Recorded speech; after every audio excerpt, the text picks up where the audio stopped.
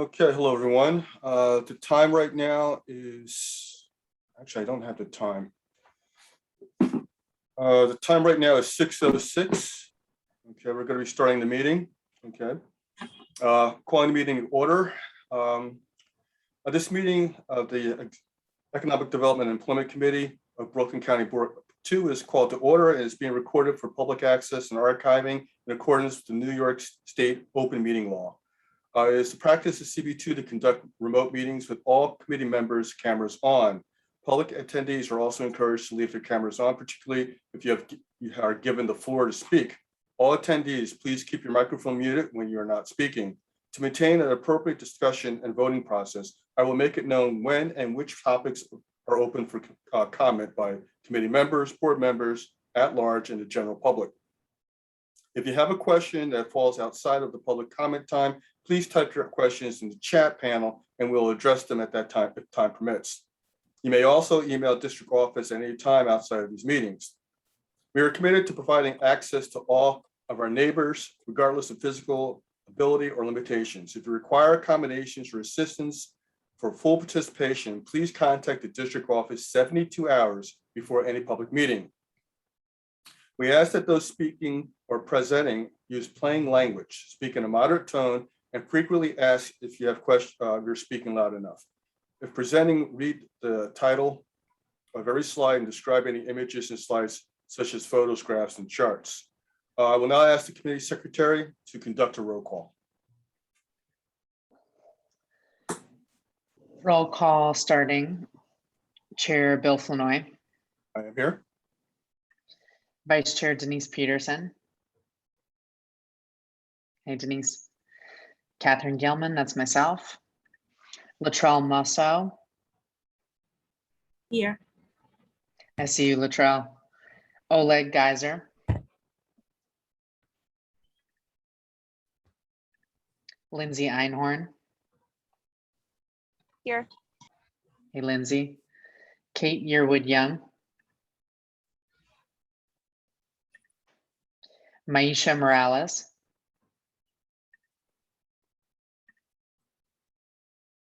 Hiro Scala. Ronald Cohen. Here. Hey, Ronald. Hi. Clenita Medley. Celeste Staton. And that is roll call. Okay, thank you, Ms. Gilman. Okay, so I need approval of the agenda. I may have approval.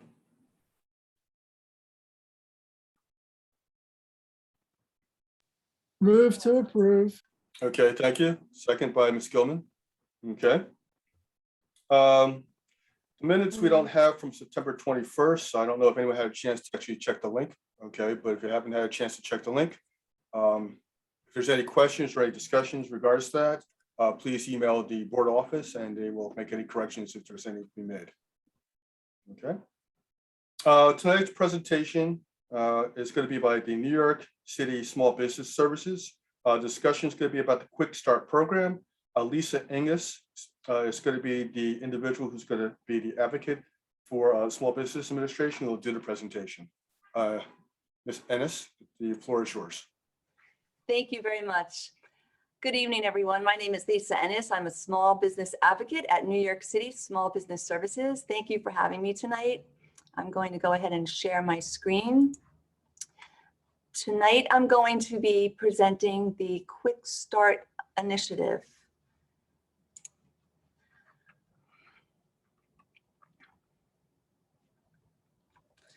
For those of you who are not familiar with Small Business Services helps unlock economic potential by connecting New Yorkers to good jobs and helping businesses open, operate, and grow.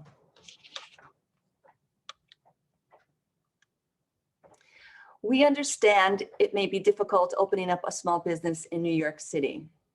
Quick Start helps mom and pops businesses open faster and operate easier. The goal of this initiative is to help reignite economic opportunity for all New Yorkers in collaboration with our sister agencies. New York City Department of Buildings, New York City Department of Environmental Protection, New York City Department of Health, among others. What are the key features? An entrepreneur, upon signing a commercial lease, will have a sole point of contact, a small business advocate such as myself, to help navigate city regulations. You will be guaranteed a 48-hour response time from a small business advocate. The goal of this initiative is to cut processing time by 50%. Can everybody hear me okay? Who are the small business advocates? We are a team dedicated to help make it easier for business owners and entrepreneurs to open, operate, and grow. We will help you navigate government permitting and licensing. We are not expediters. We will not obtain the licenses and permits for you, but we will provide step-by-step guidance and direct access to information that you need to know in order to open and operate in compliance with city regulations. We understand it may be challenging for a small business owner because there are many different licenses and permits that you'll need from the city and the state. Our expertise will guide you through the process. We will help you cut through the red tape. If you encounter any kind of delay with any city or state agency or utility companies such as Con Ed and National Grid, we can reach out on your behalf to check on the status of an application. We want to keep the process moving so that you can open your doors faster. What are the key industries we support? We work with the mom and pop storefronts, the restaurants, the bars, cafes, coffee shops, bodegas. We work with retail storefronts. We work with personal care, the barbershops, the hair and nail salons. As long as there's a commercial lease, we can help. Here's a sample of some of the services we provide. Upon signing a commercial lease, an entrepreneur may need help with any of these agencies you see listed here. We can help the entrepreneur navigate the Department of Building process so they could get their plans approved, their inspections. If they're opening up an eating and drinking establishment, we can help them navigate the Department of Health Food Service Establishment permit. We also provide information on the Department of Transportation Open Restaurants program. For those of you who may not know about this program, you may have noticed the outdoor dining during COVID. We could provide guidance on this program. Our program is not new in our mission to help New York City businesses, and we've helped over 6,000 businesses to open and operate in compliance. And the milestones you see here are a reflection of the businesses we've helped and the jobs created. In addition, our range of services include compliance advisor consultations. We work very closely with the compliance advisors with this initiative. Compliance advisors are former inspectors who now work at our agency and provide a complimentary, a totally free compliance consultation to help business owners understand how to navigate government, the permitting, the regulations. We want to ensure that business owners can avoid receiving common violations. Small business owners work in tandem with the compliance advisors, and we frequently refer our businesses to the compliance advisors who can also answer any questions about a violation your business may have received. Compliance advisors have been around a while. They know how to help small businesses save money, so they can help businesses avoid receiving fines and penalties. This goes to show how many businesses they've helped through the years, which have saved the businesses $120 million by avoiding fines and penalties. And they've helped more than 390 restaurants comply with the rules of the New York City Open Restaurant Program. The compliance advisors target the same industries as the small business advocates. Compliance advisors are not inspectors, so they will not issue you any violations or fines. They're here to help you understand the rules so you can open faster and operate in compliance with city regulations. Finally, as part of this initiative, I wanted to make you aware of the other resources that Small Business Services has completely at no cost to you. So if you need help with financing assistance, we can connect you to help you find a lender to get the business loan. If you need help with the commercial lease, we can connect you with a pro bono attorney to review the lease to ensure that it's right for you before you sign it.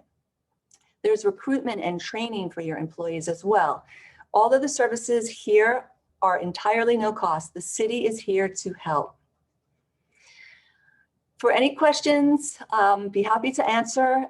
I also invite you to visit our website at nyc.gov/quickstart, where you can also request a consultation with a small business advocate, or you could call our hotline at 888-727-4692.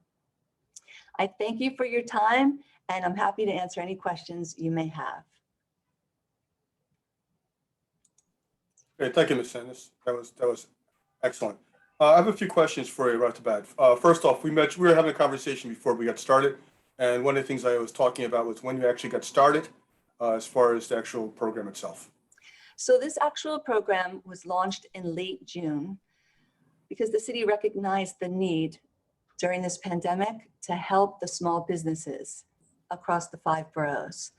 So we launched in late June, and we've been helping small businesses to open their doors for business, through all the evolving regulations. We've been there providing the guidance that they need and the support and resources to help. I also noticed too that you mentioned opening. What about reopening? And reopening as well. Reopening, that was a challenge, as you may know. And the guidance that we provided was city and state. Throughout the pandemic, we've been on the forefront providing the much needed information and guidance. And business owners have been reaching out to us via our hotline, and we're doing this type of outreach to the community boards such as yourselves so that we can reach as many businesses as possible. We welcome any business you want to refer to us. We are here to help new and existing businesses. Excellent. Now, as far as the applications themselves, how much help do you actually help the small businesses actually fill out the applications? So the application process can be quite complex. Yes. And what we do is we walk the business owner through the individual application processes depending on their need. So we're here to essentially provide them with that direct access to the information they need. So they'll know the requirements that they need, because some applications you'll need, for instance, the Department of Health Food Service Establishment Permit, you'll need to have required items in place before you can actually apply for that permit. So we're here to provide that type of guidance. Okay. Now, you also mentioned that you have compliance advisors. Are they also involved with any legal services that the small businesses may also need in regards to that? The compliance advisors do not provide the legal guidance, but we can connect business owners to a pro bono attorney. So, for commercial lease assistance, and the business owners, the entrepreneurs who are starting up their business may need access to the attorney for creating their business structure and the like. I have a few more questions that I'll open up to the committee itself. Okay. Now, the businesses you've already helped, can you give me an idea of which ones are coming to you right now? Because I know right now some are open, some are not open. There's just a lot of transitions going on. Currently, right now, what businesses are you focused on or have come to you, the majority? So, yes, thank you. Right now, we're focused on the mom and pop storefronts. So we want to help the mom and pop storefronts to open as quickly as possible and help them with their reopening guidance as well. As you know, recently there was Hurricane Ida. So our team of compliance advisors has been boots on the ground, providing the actual on-site visits to help business owners through this challenging time as well. Now, when you say mom and pop, give me an idea of what you consider a mom and pop shop, because some people, as far as employee size or revenues. So the revenue, that's the mom and pops are the smaller storefronts. So what we help is with the, the restaurants, the cafes, the bars, the smaller type of businesses. That's our focus. Fair enough. Any other committee members have questions? Oh, okay. Mr. Cohen, I can barely see you. Hi, it's Zero. Oh, Zero. I can't. Zero. You're in the dark. I can't. I know see I'm in the dark. I'm in the dark room. I just wanted to ask, are you working with the local bids? Yes, we are. We have our neighborhood development division, and they work specifically with the bids. Mhm.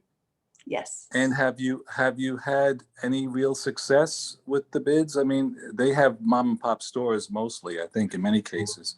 Right. So we are in constant contact with the bids, and we provide our array of services as well to the bids, and they refer businesses to us as well.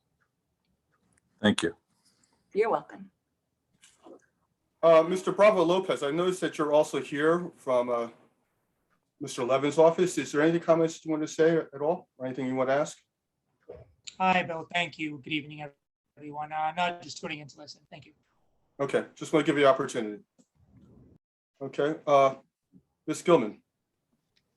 Hi, thank you for the presentation first. And I'm curious if you happen to have any sense within our district what your kind of numbers look like with the small businesses that you've been able to help, and what that's looked like, or if we can follow up with you, over email as a board. Definitely. I could get that information to you. Okay, I'll provide great. my email to you so we could provide you with that information. Wonderful. I think we'd love to see how people are reaching out and being found by you guys at a very local level. Thank you. We will get back to you on that. Yeah, Ms. Einhorn. Hi, I was wondering if you could talk to us about your outreach strategy. So the outreach strategy is we have our marketing department who is working around the clock, doing different media outlets. The small business advocates are essentially tasked with the outreach. We get a lot of our businesses from word of mouth.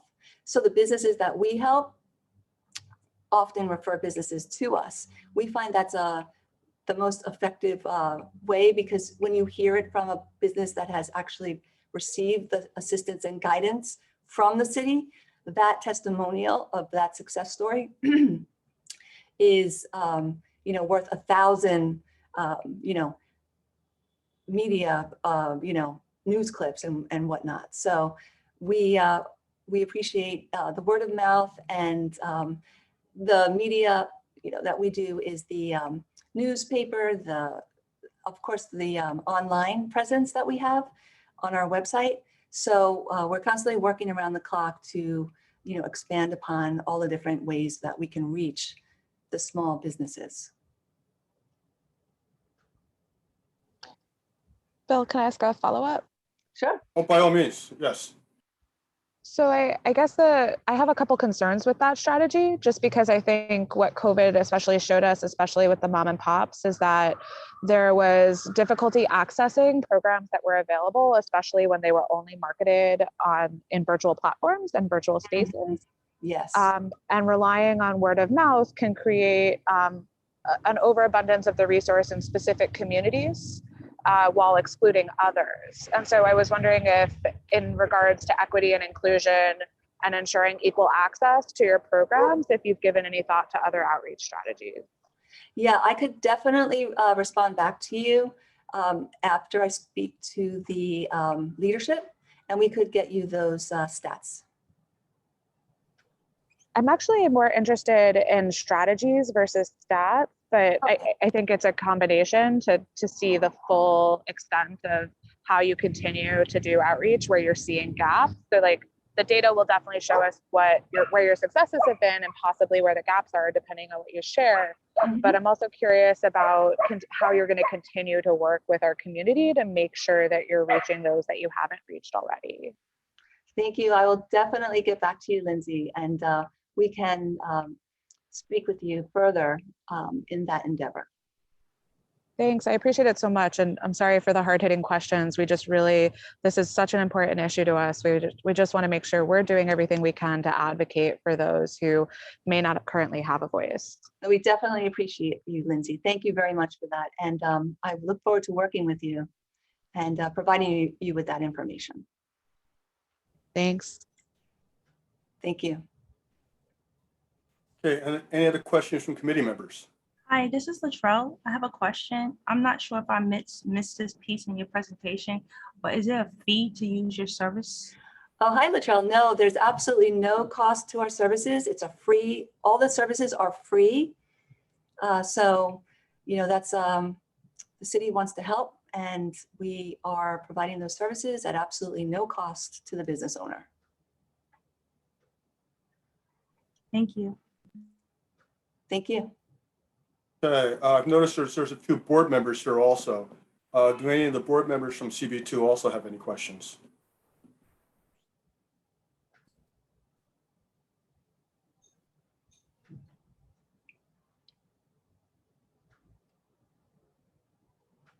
Okay. Ms. Ennis, a question for you. Okay, one of the things that we want to do is work with our partners who are coming to our committee. Is there anything that we can do to help you actually, as you've already heard, get the word out and actually reach out to individuals? Because we want to, this outreach is important, especially to a lot of small businesses who may not be even aware of this agency. So there's anything that we can do to help you out. Thank you, Bill. We really appreciate that. And I certainly will speak to you further about that. I want to circle back to my leadership, and we can, you know, look further into how best we can work with you and your members and the community at large to provide our services to the small businesses. Okay, Ms. Einhorn. And maybe just a couple of things to check, Lisa, when you go back, is that, are you already working with the bids in CB2? Have you already done outreach to the Chamber of Commerce? And I'm sure you are, but the bids, I guess, would be more of a question. And other small business associations that we might be able, that we already work with and might be able to continue to help support that relationship building.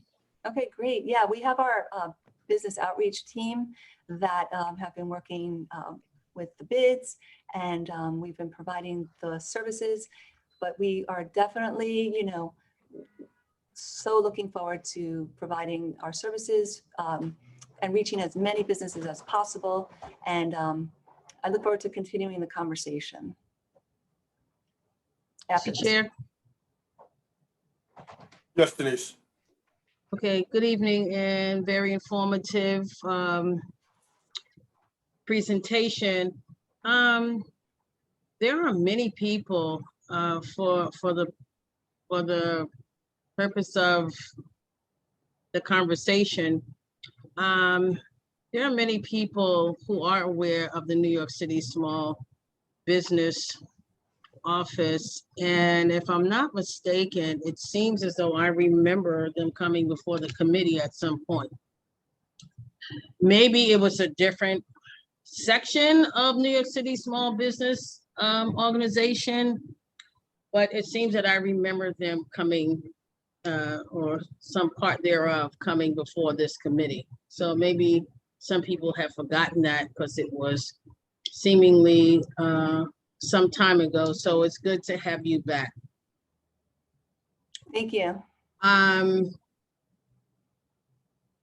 sure that a lot of people, not just existing small businesses and bid businesses, I'm sure it seems like the bids would know the existence of the New York City Small Business Office. But if not, they certainly should get to know you if they deem that your offerings are something, you know, that they need. I would think, particularly since the COVID, that there's been a lot of information put into the community. Some know more than others. There's been greater outreach in some communities than others possibly. But nevertheless, this is not a new entity, and certainly maybe for some limited number of people, it could be, but I think there's more people that know about it than we could probably imagine. And outreach is always important, and the more outreach, it's a better to have, you know, those people to know that you still exist, and just continue to let them know that you're there. It's an organization, so thank you. Thank you, Denise. Appreciate that. Just out of curiosity, what are the problems that you're noticing that most of the small businesses do encounter? Well, right now, the businesses are encountering the biggest challenge is the COVID, regulations. So, the open restaurant program with the Department of Transportation, really has proven to be a success to help businesses, have that ability to be able to service their customers. So that program was a tremendous success. So we, our compliance advisors were providing guidance when that program was launched, and they are providing guidance, throughout, because, as the seasons change, the regulatory requirements also tend to change a little bit with those, programs. So we're here to provide the guidance, that seems to be constantly evolving since we're in this pandemic. So, we want to be able to reach, the businesses and provide the guidance that's needed. Okay, now, when you cut the red tape, so to speak, okay, what regulations are the most cumbersome for individuals to deal with? Because a lot of these regulations are just interesting to deal with. It is a challenge. Yes, a challenge. Thank you. The regulatory requirements, as we know, to keep the public safe, but they also, a lot of the regulatory requirements, the applications, when you file them with the agencies, it's a time-consuming process. So we know that, which is why we're working with our sister agencies to collaborate. So when a business owner reaches out to us, for instance, with the Department of Buildings plan review, and they, are really interested in, knowing, there's been a delay, we can reach out on their behalf to check on the status of that application. And then we can also, if they receive an inspection date too far in the future, we could ask that it be moved up. So it's all about, transparency in city government. Are you seeing a lot of redundancy in applications and regulations? I could honestly say that every situation is unique. So we do work with the businesses on a case-by-case basis. And there are, many regulations that need to be put in place for the safety and health of the public. So we understand it can be challenging, but we are here to, reach out to those regulatory agencies on the business owner's behalf so that we can, provide the business owner with the information that they need so that we could keep the process moving. Okay. Oleg, you've had your hand up for a little bit, so.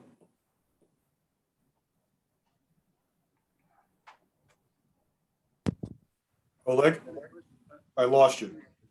You're working with the DOT on the open street.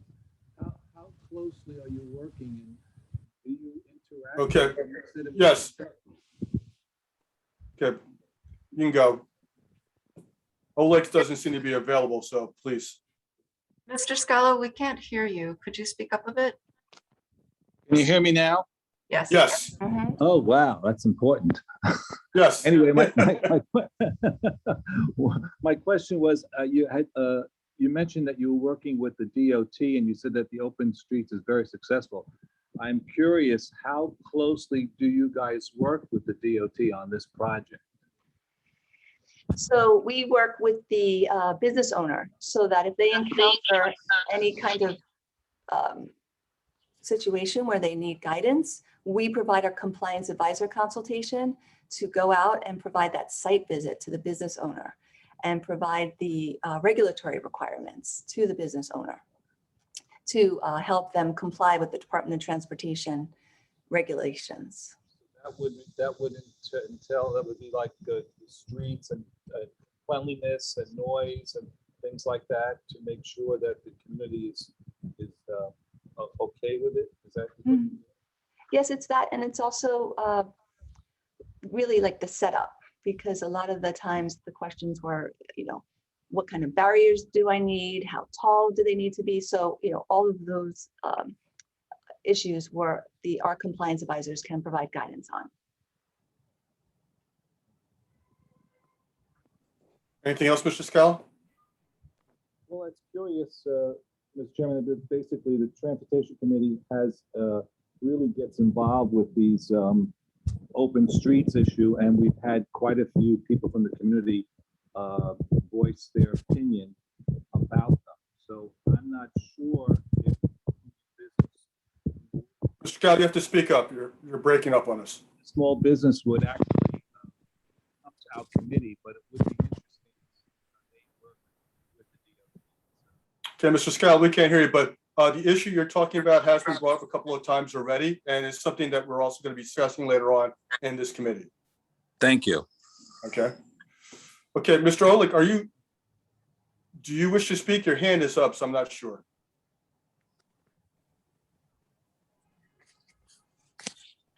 Yes, I do. I'm sorry. I'm sorry. I wanted to ask a question. Do you work with the nonprofit organizations as well? What kind of nonprofit are you speaking? That provide like social services or any other nonprofit organizations? The criteria for our program is a brick and mortar storefront. Mm-hmm. Okay. All right. Thank you. You're welcome. Ms. Morales? Hello, good evening, everyone.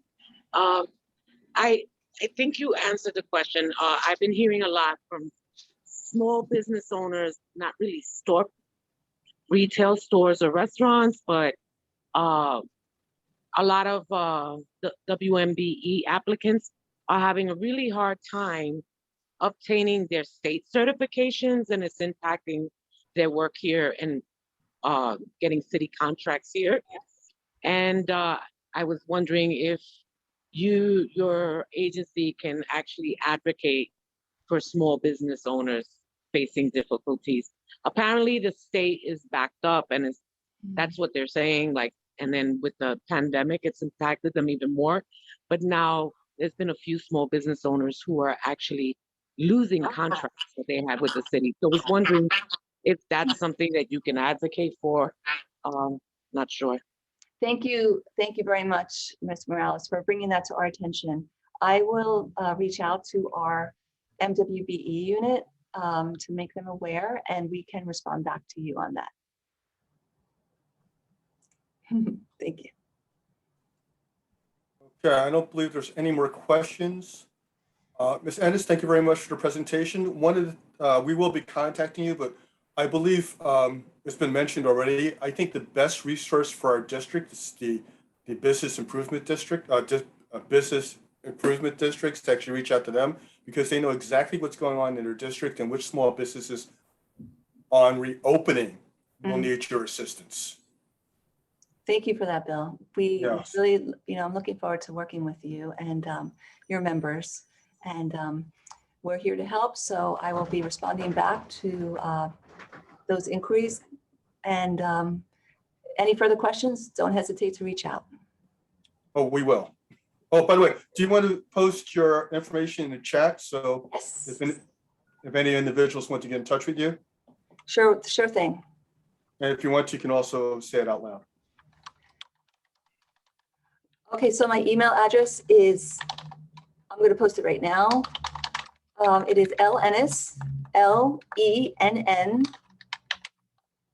is@sbs.nyc.gov.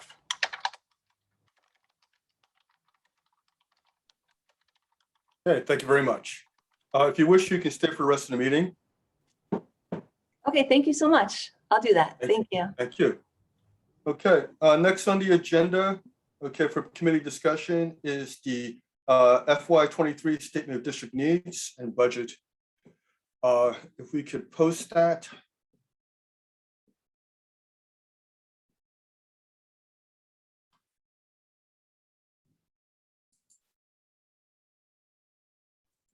One second. Okay. What we're looking at right now is, I've noticed there were 2 additions to this, okay, that were added.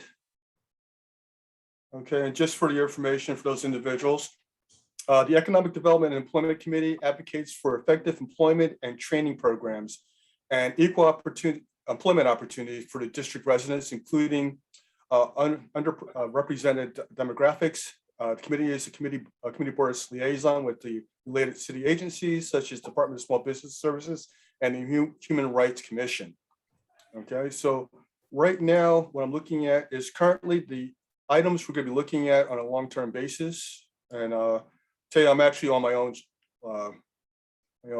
computer, so I'm just going to go through that real fast. Okay, we have the we're looking at some items that are moving over to the TPS. Okay, I've actually in discussions already with the chairs of those meetings. Local businesses are reporting less loss of businesses due to traffic issues at Flatbush Avenue, Atlantic Avenue, and Pacific. Brought that up also at the full exec meeting, at the executive meeting. The coronavirus forces DHS to de-densify its shelters by providing congregate shelter and street homeless residents hotel rooms. We actually had a discussion already with land use in regards to this, and currently right now in the district, there are absolutely no available hotel spaces. Okay, so we're going to have to look for another situation. And as far as working with NYCHA housing actually has a waiting list that is extensive. That's been going on for the last 15 years. So that's also not an opportunity that we can work with. Okay. In addition to that, currently right now, okay, you see now rental assistance programs. We're looking at that also. That's also been moved to land use. We're going to be looking at that shortly with land use when I actually meet with them. I'm in discussions with them already. And for the most part, hang on a second. Thank you. Appreciate that, Chair.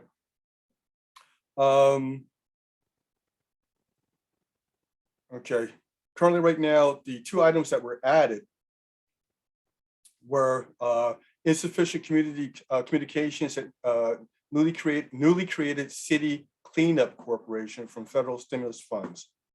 Okay, Kate, do you want to explain what that is, please? Sure.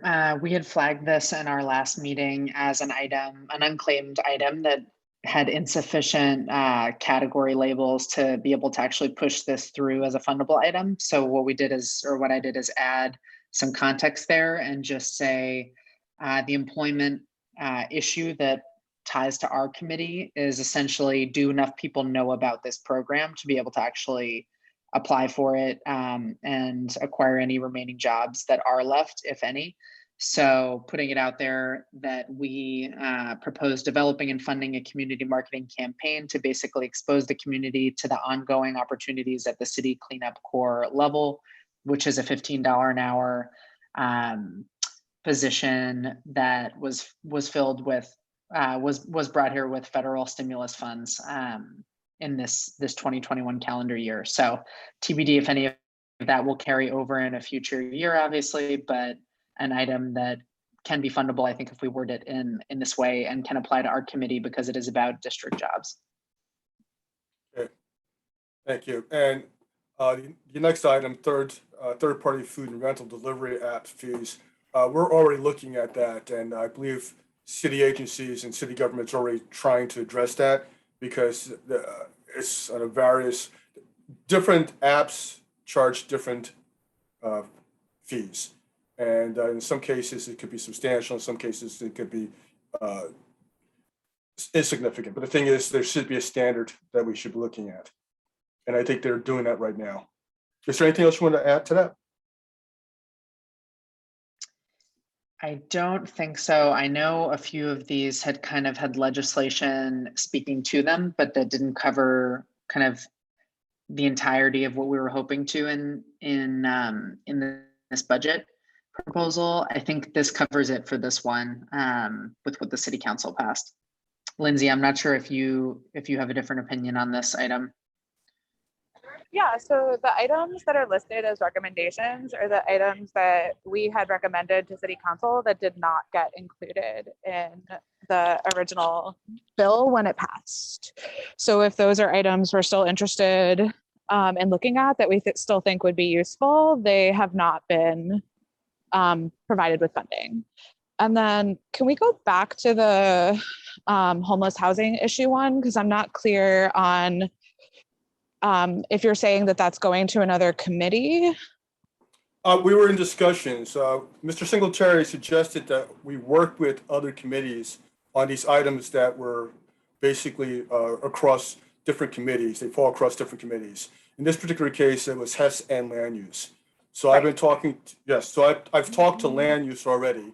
And I just had a quick discussion with HES, with the chair of HES. As far as land use is concerned, the items that we brought up, which was basically hotels, as far as in our district, the hotels are fully booked, okay? So they're not taking in homeless right now. And as far as the NYCHA housing, we had discussion about NYCHA housing currently, they have a waiting list for the apartments that are under construction that have been waiting to be moved in once construction is complete and they're brought to code. And there's a wait list for over 15 years. So they're not going to be able to take in only homeless. They're going to be working specifically with the people on the wait list for NYCHA. Right. So I think we had in here put 2 properties that might be fundable for rehab to be in that are in the district that could be provided, like whether it was adopted by NYCHA or a different affordable housing program, they could be an alternative for some of the housing shortages that we're seeing for the homeless specifically. Additionally, the hotel program is not, the issue isn't that they're saturated, is that the program was defunded by the city. And that's why they're not taking in homeless currently, was my understanding, because my agency did hotel call downs in every district and there's availability. They're just not funding the program anymore. Okay, well, in our district, there's no availability. Literally, they're fully booked. Okay, so that's what I was checking into. I didn't know about the funding itself, but I was looking at bookings and they have no available rooms. Right, but Okay. bookings it's not a static thing, right? Like if they're currently Correct. all booked today, if the city was to make reservations for the future, they could. Yeah, that they could. But the program has currently been defunded, and not additional congregate settings with social distancing have not been put in place, which is why we're seeing a rise in the homeless population in the district. And as far as the properties, I've actually reached out also to a couple of different agencies who actually do this, take city properties and convert them over. And currently, I do not believe they're looking at some properties in our district. Well, I believe one property in our district. Okay, but it wasn't the properties that you listed here, which is 75, 77, 99, and 110 Waverly Avenue.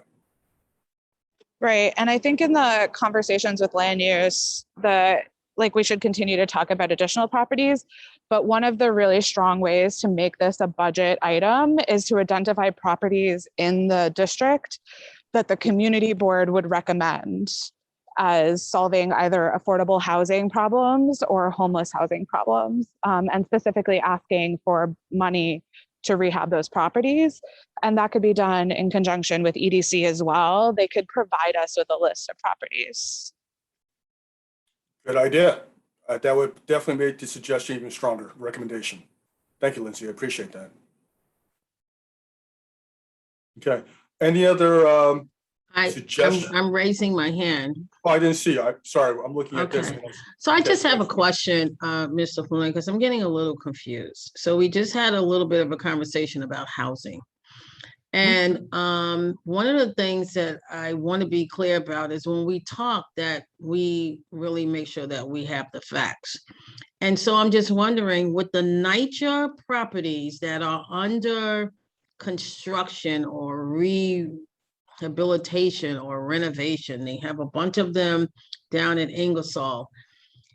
When that initiative started, I was under the impression that those persons who were living in those units would go back to those units, not that they then went on the list or they gave up the units and now there's a list of people totally different from the ones who used to live there will now be the people under consideration. I'm very confused about that. And I'm just would suggest that we make sure we have the facts straight on that line item about, the narrative and stuff that was just presented. The second part, unless the issue to me represents people getting work, I'm not sure how that links into the Committee of Economic Development and Employment. Unless there's work to be done or they're going to solicit people to be a part of their renovation projects. I'm a little confused about that part. So can somebody give me some clarification? Because I'm always looking for a link and I don't quite see the link for us unless it has to do with people getting work. Yes, I totally understand that. As far as the vacancies, I was talking about the true vacancies, not the individuals who are asked to move out until the repairs are made. I'm talking about the true vacancies, not those issues. Okay. And also, as far as the other item, we were just presenting what we thought as we looked overall at the district statement of needs, what was not taken care of last year. Okay. And once we presented those ideas, okay, we then said this should be dealt with at this committee, also at this committee, but we have ideas about them. So we suggested which committee should be working with it, and we can work with them also since we are all board members.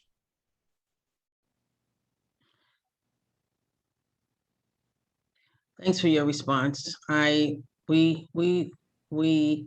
would just say it's nice to work with all the committees. And so I don't think there's any dispute or debate about that. But there's a lot more that we can be doing as a committee that centers around people and employment. And so, all these issues are out there and we'd love to take them all on and make sure people work, they have housing, they can pay rent, it's all good. It's not that any of it is bad, but the connection.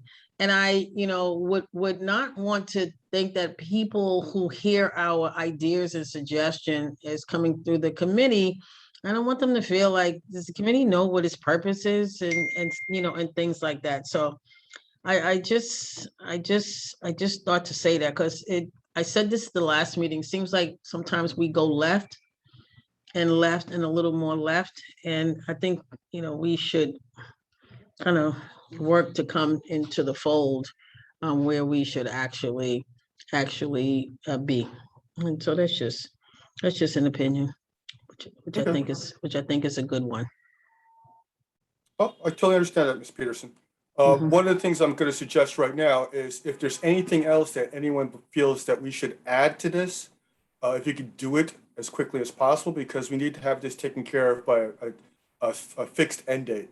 Ms. Taya, what's the fixed date that we have to have this turned back into by? I'm so glad folks are starting to answer or ask that question. Typically, by this point, the district manager would have released a production schedule of sorts. That is not possible this year for several reasons. I highly recommend that at the next meeting of I suppose either the executive committee and or the finance and personnel committee that this specific request is elevated. All I am able to share from my perspective is that the final document is due on October 30th. Okay. Between now and then, I do not know what the preference of the executive committee is for pushing this year's product to the finish line. Okay, I'm going to suggest that if anyone has anything else to be added to this, to do it before this weekend. I agree with that. So Taya, can I ask, I haven't seen the general meeting agenda yet. Are we voting on this in October? So therefore, if it wasn't in by this weekend, there will be no further opportunities to add it. And if we don't vote on it tonight, it won't be voted on by this committee prior to going to the general body. Am I correct? I cannot answer that question. All I can do is continue to share this information, which we have been sharing with the board since July. I have repeatedly said that this tab is the most important one. In addition to all of the information links at the bottom, which now cover, Bill, you've seen some of these articles already, because for example, like the SDNBR process overview, you saw this webinar, I believe you and Ms. Feibusch were at that, correct? Yes, I was. This process started in May and we are actually, September's done, so we're here. Beyond that, for the overarching process of how this will be submitted, again, that's going to have to be a question addressed to the executive committee.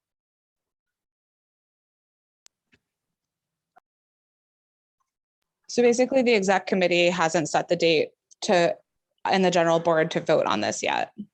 That's correct. As you'll see on line 10, there is no date set for the public hearing. No, I've seen that. I just wanted to make sure it was said on the record. I apologize.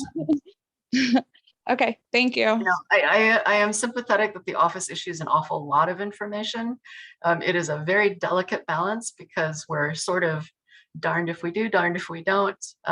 It's been difficult to sort of figure out the middle point of sending enough information, but not too much. We try to compile it as best as we can in one sheets like this. No, Taya, I think you did a great job. And I think we've announced it at least over the span of 4 meetings now. We've announced that October 30th, this had to go to like committees. So, but you are committees, agencies rather. You are all raising an excellent question. There are clearly some midpoint deadlines that have not been confirmed yet, and they need to be, and probably above all of our heads. So we should push that, Chair Flanoy. Yes, I will deal with that. Thank you. Okay, fair enough. Okay, if we're done with this, again, if anyone has anything else they want to add, please do this before this weekend so we can actually have this submitted to the board office next week. Okay, next on the agenda, committee discussion, district economic development, okay, advocacy. Okay, so as we have basically been discussing, okay, about what this committee is actually all about, which is why I actually read, okay, the description of our committee before we actually got started on this, okay, because this is what this committee does, and as Ms. Peterson has just brought up, okay, sometimes we drift a little left, sometimes we drift a little right, okay, but the thing is, what do you want to focus on right now going forward? This is your opportunity to tell us what you feel. Who are you posing that question to? The committee members. Okay. We need to focus on people going to work, getting training for work. There's us being educated as to what these various opportunities might be. You know, we are at the point, as I said before, of being eaten up by high-rise towers and buildings all through downtown Brooklyn. And I have yet to see, and I don't see deep into the buildings, but it seems like we have an opportunity to re-engage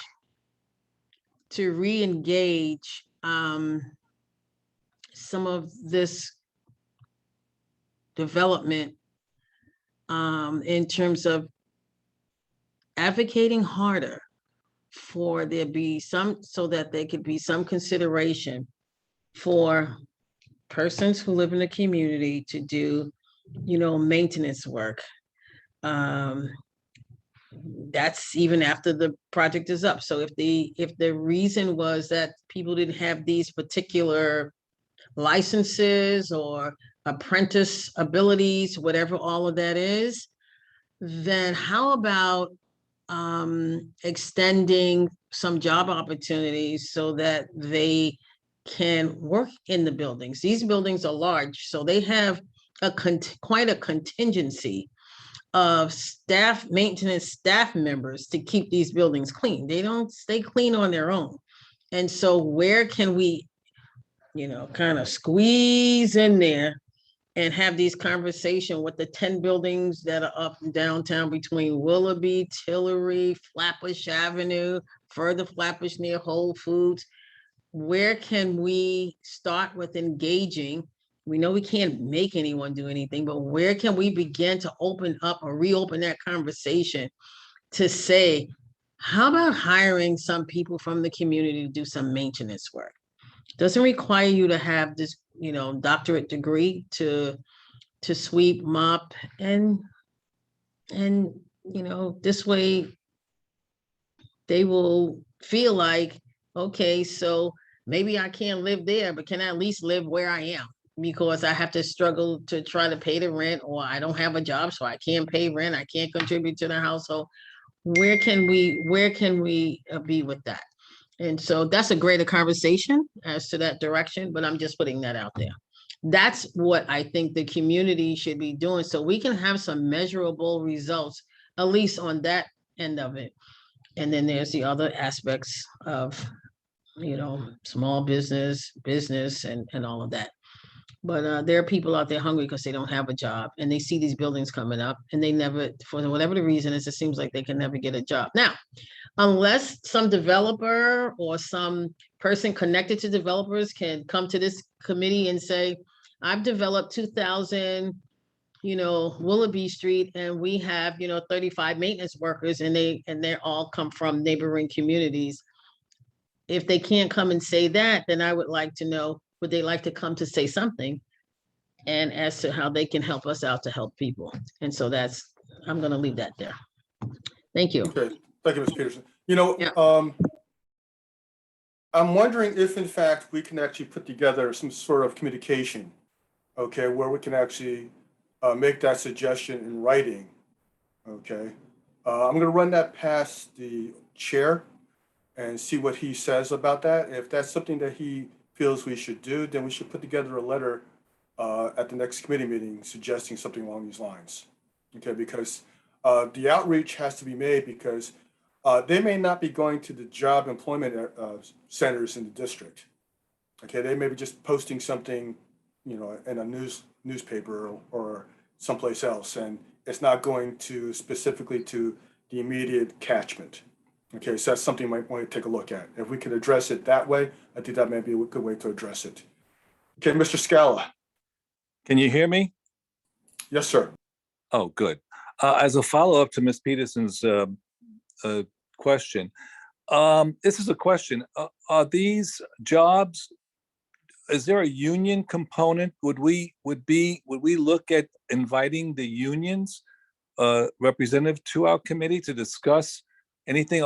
I'm not sure I'm asking it correctly, but I'm sure these workers are unionized, I would imagine, in these big buildings. So I'm wondering if we can go to ask the local unions and inquire about I understand we can't be that forceful or that intrusive, but we could have them come and let us know what they're doing and how they're planning to hire, because I think it would be, maybe the developer wants to do it, but I'm not sure, that these people have to go through a union, and let's put the pressure on the unions to find out, are they in fact reaching out to the local community to to hire. It may be complicated, I'm not sure. That's a great idea. Mr. Scott, Sorry. you're correct. On both ends, for instance, the unions may not be taking on residents in the area to be in their union. So if that's occurring, then going to a union may not be the solution. But that's something we can ask the unions if in fact they are actually approaching individuals in our district. I mean, I think as a community, we have a right, I hate to use that word, but we have a right to ask clearly, as Ms. Peterson said, these buildings are going up left and right, to just inquire in a proper manner and have them come back to us and tell us, okay, we are doing it, or we plan to do it, or we're not doing it. You know, it's perfectly simple. And certainly we could use community labor. There's so many buildings going up. It would be something, at least a proactive way for our committee to act. Not a problem. As a matter of fact, just posted in the chat, okay, is a mention of a notice about a free pre-union carpentry training course. Okay, so apparently these are items that may be available to individuals in the district. Okay, Ms. Einhorn, you have your hand raised. So I have 3 suggestions. One, I think we should do a joint committee meeting with land use and HES. HES is currently providing a list of employment centers and options to folks when they apply for their liquor license. And I think that's something that we should review and also perhaps update and expand that list for them, since that has some crossover appeal. I also think we could invite land use to this meeting, and when developers are coming and looking for land use applications, we could provide a similar list to them of local resources to make sure that we're supporting our local constituents when we make recommendations to developers. I also think we should do a joint meeting with the Transportation Committee to talk about the Open Streets program and creating a letter that talks about how to assess and what we would like to prioritize as they look to extend Open Streets program and make it a permanent program. And then finally, I really liked the roundtable that we did with the bids last year. I think we should replicate that again and make that an annual meeting. But that prior to that meeting, we need to come up with a list of concerns and questions in an open discussion. So it would be, we have our meeting and we talk and we bring a list of issues and concerns to the bids so that the conversation is really 2 ways versus 1 way as it was last year. And I think we should do a similar meeting with the nonprofits in our community that are working to employ and provide employment support to local individuals. And that meeting, I think, should also occur before we talk to the bids so that we can bring the issues and concerns of the nonprofits to the bids when we have that meeting as well. I think those are great ideas, and I'll coordinate with the board office and my co-chair, okay, and my secretary in regards to setting this up. Okay. Can I just make one? Okay, I wanted to get to Ms. Morales because she just put her hand up and she hasn't spoken yet. Okay. But I will let Ms. Peterson, if it's a response, I'm okay with letting her go first. No, please. Okay. Hey. So as we're talking about unions, and while the construction that's happening, most of these developments are not, there's no obligation for them to get unionized labor in our district. What's happening is, though, that when it comes to like concierge maintenance jobs, right? And if those, I'm not sure if many of you remember when 32BJ came to meet with us, asking us to support 80 Flatbush, right? Because they gave us the guilt trip about denying jobs to people. So just FYI, I live in one of those buildings, those new developments that went up. I got in through the HPD lottery. And as I'm talking to staff, 32BJ specifically, they're the union for these workers. Mm-hmm. And I've heard them from multiple buildings are not shown. So I guess what they're doing is they're going in and unionizing, organizing the staffers and unionizing them. But what the staffers, the feedback that I'm getting is that they'll show up start taking membership dues, and they don't hear from the union ever again. The union, That's a problem. yeah, and it's 32BJ specifically, and I'm hearing That's a this from multiple buildings, to the point that staff is like, why are we paying union dues? We That's a can't problem. even get our union rep on a phone call. That's a problem. So, so that's one of the things that I think that since 32BJ came to us when they wanted 80 Flatbush approved, I would love to see, you know, meet with, maybe they can come and answer some questions for us in a future meeting. And then one other thing I just wanted to highlight, I'm not sure, this is not our community board issue, but specifically in Red Hook, with the renovations that are happening out there. You know, through the federal, there's the Section 3 jobs, right? What came up in Red Hook is that residents are not being hired. And when in a big meeting, they said the reason that is happening is because the funding for Red Hook, the federal government funneled it through FEMA money, and under FEMA, when it's through FEMA money, they are not obligated to hire night shift. They're not obligated to force the contractors to hire residents. And that is problematic. Now, that is not our district, but it would be interesting to know what developments in our district, if the funding is coming through FEMA money, is it being funneled? Because if it is, that could be an issue of why some of our residents are not getting these jobs. And then, so I guess it's a little bit of homework to do, I guess is what I'm saying. I don't mind looking into it.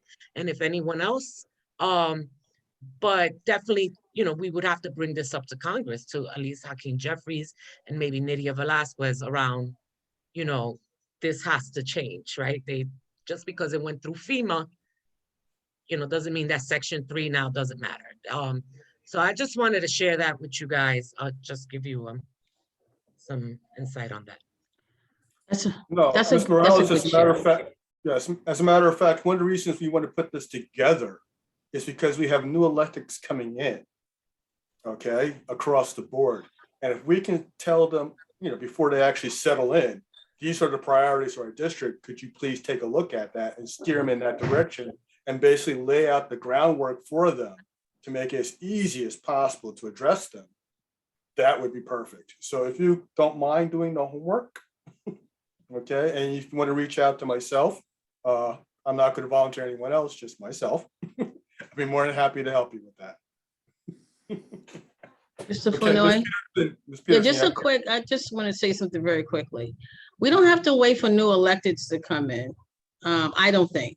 I think if we want to start advancing on trying to pick up some pieces and make a little pie, and then we can move into, then we'll have the elected officials. If you want to, you know, bring them into it, which is always a, you know, a nice idea. We're in October, so elected officials come in January. If that will be their first priority, I don't know. But I think that we definitely need to get the conversation started because people are losing out right now. And so 32BJ doesn't necessarily, I guess, have to commit to come to saying anything to the committee. But I think that we need to advance on them. That's because that's real-time stuff. It's happening. It's in progress. And if we can get them to come to have that conversation, to tell us what's happening. I can tell you that I had asked someone that was at a construction site by Barclays Center, and that building that's coming up right across the street from Party City. And the gentleman said, if people are interested in working, something's kind of to the extent that he said, it's 32BJ, you know, they gotta go, you know, to talk to 32BJ. And I think the way he presented it was not really what he meant, or if he understood what that meant. To me, it just meant that there were some workers maybe that was on the scene doing some of the development and construction stuff that were 32BJ, maybe laborers or something to that extent. So I don't think we should wait until January. I think if we can solicit or send a letter asking them if they would mind coming before the committee to talk about what's happening and how they're involved with this development and how people can reap the benefit and other questions that may be out there, I think would be a great idea. I'll run that past Chair Singletary because he Absolutely. may have his own agenda. Okay, Mr. Scala. Yeah, I want to just add to the fact that I recall us being very proactive as far as training, STEM, plumbing, carpentry, things like that. If we could influence those that power that be to sort of put together plans for our community to teach young people these trades. Also, we talked about it when quite a few years ago. It sort of would be interesting because those kind of jobs are well paying. They're not just custodial jobs. They're professional jobs. And I think we owe it to the community to be proactive in that area so that they could learn. I know the Navy Yard has worked closely with us and they've given us a lot of information about that.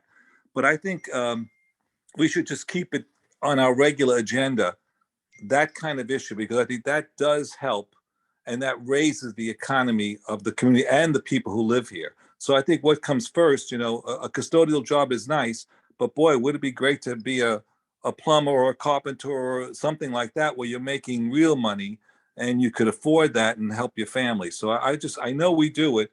I may be talking in riddles, but I do know we do that. We've done it in the past. It'd be good to have anyone who's involved in that speak to us and speak to that point. Okay, thank you, Mr. Scala. Ms. Gilman, you raised your hand as I was about to address you. I hope you're taking down these notes. Oh yeah, I was about to say first, I think this is such an awesome conversation and so needed, and you can like feel the energy in the room on it. And I think it's exactly the right time, and in thinking about how we can put it on the agenda, like who we need in for November. I know Taya, you put on the chat kind of what's our dream list for who we want to come forward, starting to think about the relevant unions that are in the neighborhood, the relevant, local officials getting on their radar now before they get too booked up, over the next week or two. Totally agree on combined meetings with those three other committees, because I think at the end of the day, we don't get applications the way that they do. And we need to be able to put forward the question about jobs that they need to ask on our behalf. And it needs to be it's in our wheelhouse to have them ask it. We just don't have the yes, no power in our committee the way they do. So I'd love to jump on those things. I think it sounds super redundant, but I agree with everything the last 4 people have put forward super enthusiastically. And I would second any work you guys need to make it happen.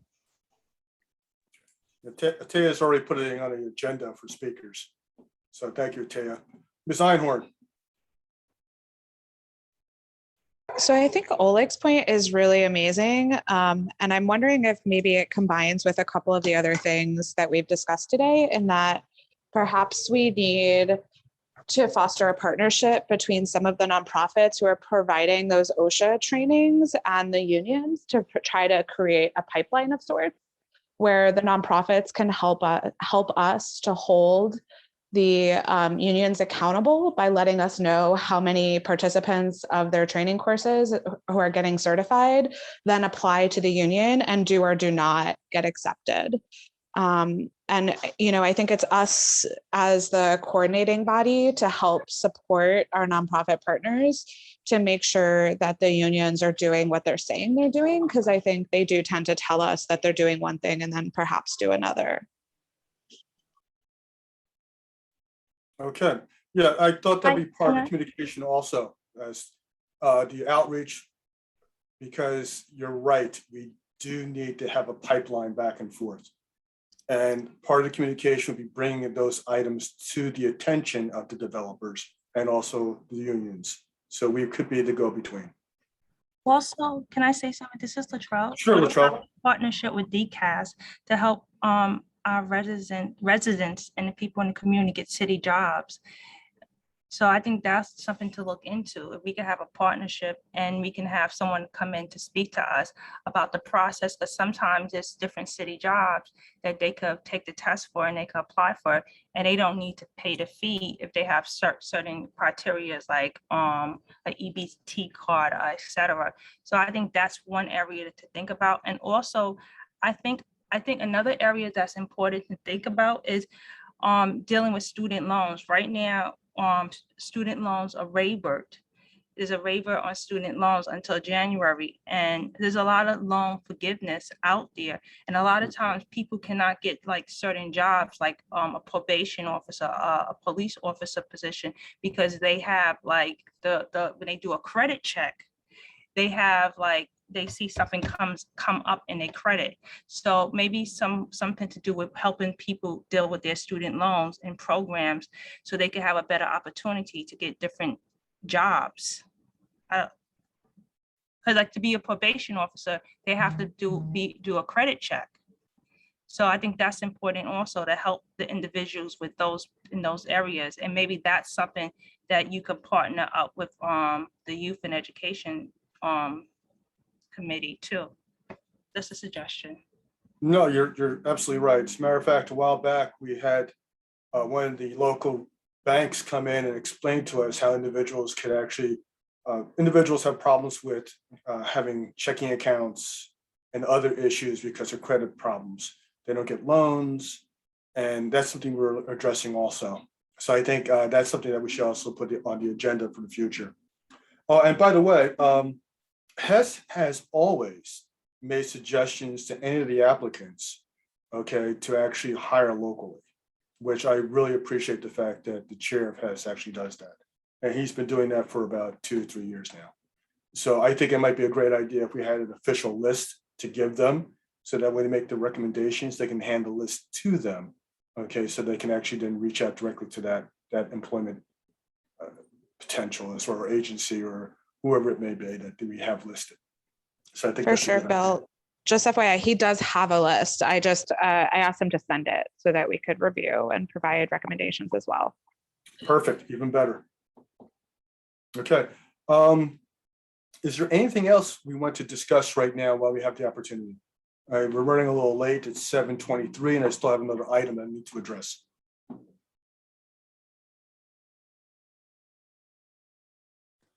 The Yankee Red Sox game. Okay, you know what? I don't know why we even bring that up because there should not be a single Red Sox person on this on this call. Okay, so we're going to ignore that. Okay, and I'm getting heated here. Okay. Okay, so moving on. Okay, to the chair's report. Okay, Taya, I didn't ask you about this, Taya, but it's about the proposed schedule. Oh, Okay, for sure, committee. go ahead. Okay. Currently, right now, at the exec meeting, the chair, Mr. Singletary, brought up a suggestion. It's not in stone yet, but he's asking for the committees to respond back to him. And if this actually does occur and we agree to it, it wouldn't happen until probably next year anyway. But currently, right now, he's suggesting that the different committees be moved and propose new schedule. And as you can see, here it is. For our committee, what he's suggesting that we do, instead of meeting on the first Tuesday of the month, we would be meeting on the third Tuesday of the month. Okay, so if anyone is having problems, or if that's something that doesn't work for them, or if they have to reschedule their current agendas for themselves, what we're looking at right now is just something that, like I said before, probably will not happen until next year in January. But if anyone has any problems or any issues, now is the time to bring that up and let me know, so that the next executive committee, when we vote on this, I have the input from all the committee members. Questions? Okay, I can't really see everybody right now because the way it's laid out, I can only see like 5 people. Okay, but does anyone have any questions concerning this?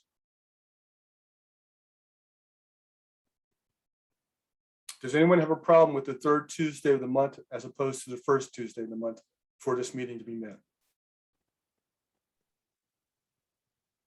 Yes, Ms. Morales. And if, with those changes, the general meeting would then be the third Wednesday or Thursday of the month. Is that what I saw correctly? Yes, they will also move the general meeting to the third Thursday of the month. Okay, with the the executive meeting moved to the first Tuesday of the month. Okay, I think everyone would be more concerned about the general meeting. Okay, rather than anything else. Would anyone have a problem with the general meeting being meeting on the third Thursday of the month?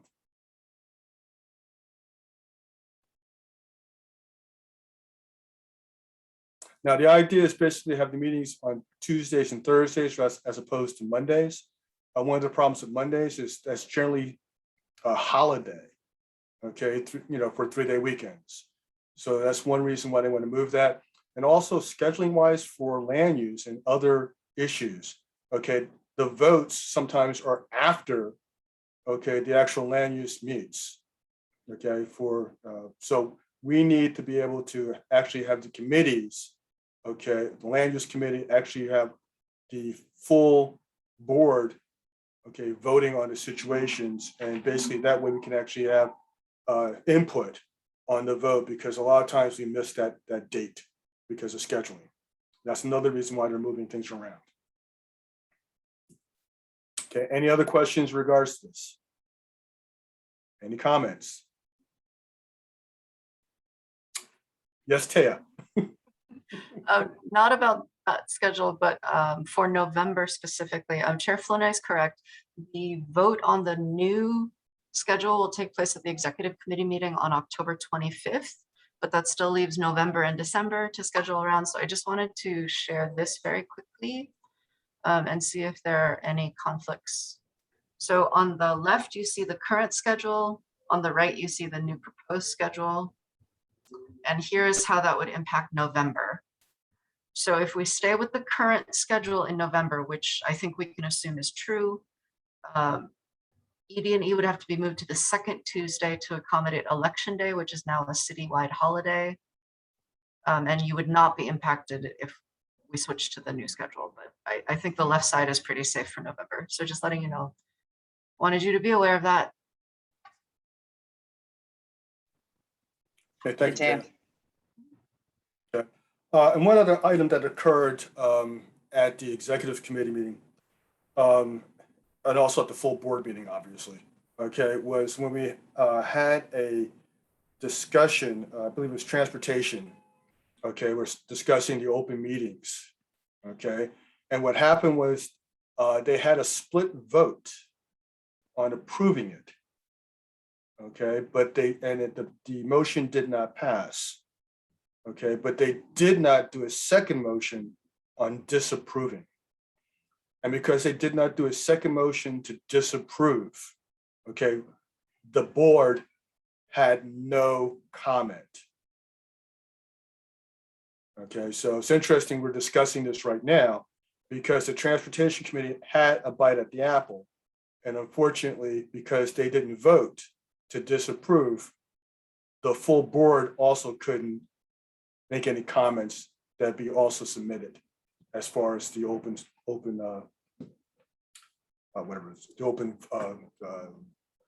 restaurants, thank you, whatever it's called. I don't know what the exact term was. Okay, so we will now probably as a committee also have a say in it if we want to, and also present it. Lindsay, you have your hand raised. Yeah, I did make a motion at the general board meeting that week, though, with Brian to try to get us to work on it, but people wanted the work to happen in committee. So that's actually why I recommend bringing it back to committee so that we can actually make a recommendation. Because I think the previous chair, Juliet Chong, just wasn't in favor of some of the proposals that were coming out of the committee with regards to Open Street and felt there needed to be more assessment of the issue. And I don't disagree. I think that assessment is a great way to start off in terms of making some recommendations on this, because there could be real impacts to traffic and congestion and parking. And that's why it's such an important issue that we address with transportation so that we're lockstep and that we go to that general board meeting, all of us in agreement. And that's already, 25% of the board that would have voted on this issue prior to it going to the general meeting. Yes, one of the reasons why I was against having the discussion during the full board is because no one had an opportunity to actually read the legislation that they were going to vote on. The only individuals who had an opportunity to read that was transportation. And to actually have a discussion like that in the full board, I don't think would have been productive because we would not have known all the facts. And that is true also, Taya. Okay, Taya made also another comment in the chat about the timing. Okay, we were also a little late on that too. Okay, so that is the chairperson's report. Is there any other committee business that we want to address other than the open streets?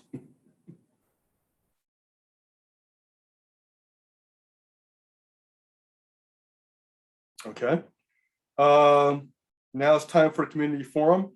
This is an opportunity for anyone who's not on any of the committees or a board member to speak. Do we have anyone, public members, public speakers who would like to speak right now? Anyone from the public?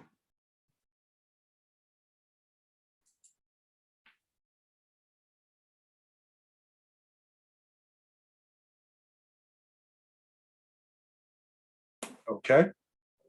Hearing none, I will entertain a motion to adjourn. Mr. Motion to Scala, adjourn. Ms. Ihorn. All in favor? Yeah. Okay, thank you very much. Okay. Thanks, everybody. Very Have a productive.